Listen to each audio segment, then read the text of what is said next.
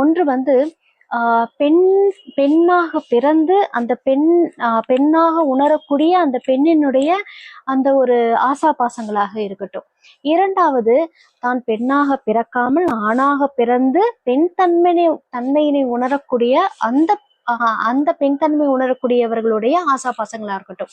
இரண்டுக்குமான அந்த ஒரு சந்திப்பு நிகழக்கூடிய இடம் ஒண்ணு இருக்கு. அதை நானும் சொல்றேன்.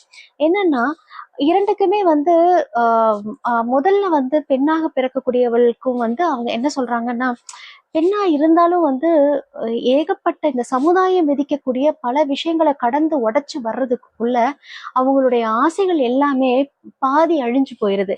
அதுதான் அந்த குடம்பி அப்படின்னு சொல்லக்கூடிய அழகான அந்த சிறுகதை. அதாவது இந்த குடம்பிங்கிற சிறுகதை வந்து அந்த இரண்டு பெண்ணுக்கும் பெண் தன்மைக்குமே பொருந்தும். அதாவது ஒவ்வொருத்தரும் தான் உடைக்க